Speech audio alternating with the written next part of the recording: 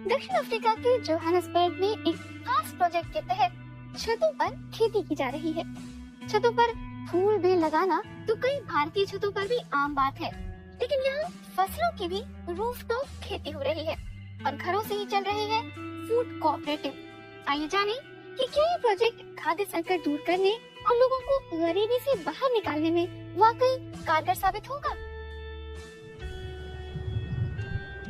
Johannesburg से जुड़ा हुआ इलाका हिलब्रो ये दक्षिण अफ्रीका के सबसे घनी आबादी वाले इलाकों में से एक है।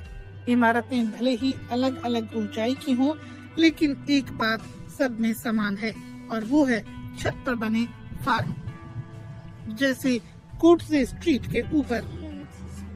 कैथरीन थांगुले और थांडी एंगुबेनी की शिफ्ट शुरू हो रही है।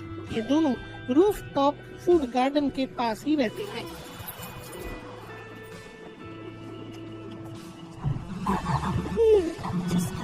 मैं छटाई कर रही हूँ, पीले पत्तों को हटा रही हूँ जो धूप से जल गए हैं।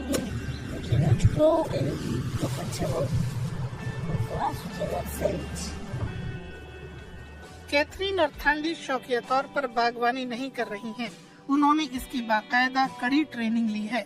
अब वे हर हफ्ते 170 किलोग्राम पालक उपजा लेती हैं। कोऑपरेटिव सलाद, जड़ी बूटियां और गोभी भी उगाता है।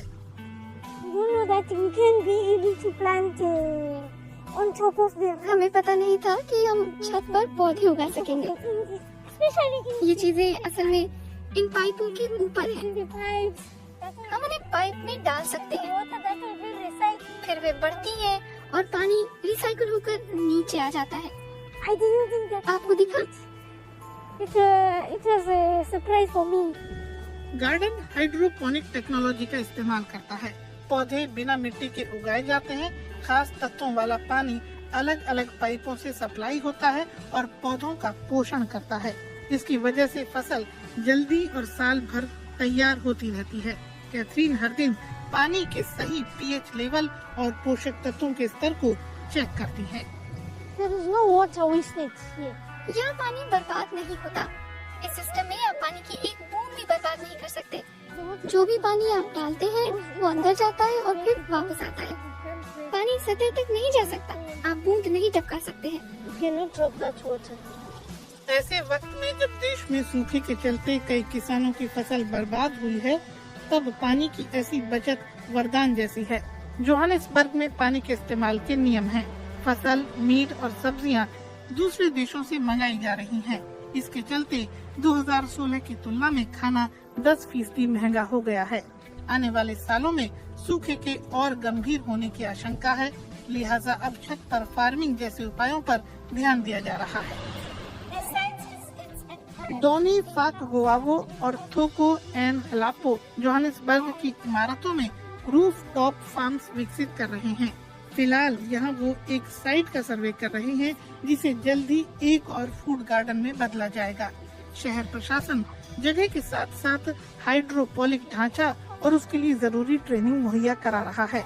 पानी की बचत और स्थानीय बाजार में कम दाम में सब्जी मुहैया कराने के साथ ही ऐसे फार्म नौकरी भी पैदा कर रहे हैं। रूफटॉप गार्डन लोगों को सशक्त करने, उन्हें गरीबी से बाहर निकालने और परिवार की आय बढ़ाने का भी एक जरिया है। हम इन गार्डनों को शहर की सरकारी इमारतों में फैलाना चाहते हैं। आगे बढ़ने के लिए हम प्राइवेट पब्लिक पार्टनरशिप का भी सहारा ले रहे हैं। कुछ जगहों पर हम इमारत के मालिकों के साथ पार्टनरशिप में हैं, ताकि इस मॉडल को अच्छे से शहर में अपनाया जा सके। शहर भर में फैले कोटजे स्ट्रीट फूड गार्डन कोऑपरेटिव के जरिए कई आयहीन महिलाएं भी छत के गार्डन प्रोजेक्ट से जुड़ रही हैं। वहीं शहर में हरियाली भी पैदा कर रही है और लोगों की आमदनी भी हो रही है। हमें उद्यमी शब्द से गर्व नहीं होता है। गर्व शायद ये जानकर होता है कि हम अपना ख्याल रखने में सक्षम हैं। आप खुद काम कर सकते हैं और किसी पर निर्भर नहीं हैं। फिलहाल शहर में 6 अलग अलग रूफटॉप फार्मिंग प्रोजेक्ट चल रहे हैं। कैथरीन और उनके साथी इसका विस्तार करना चाहते हैं।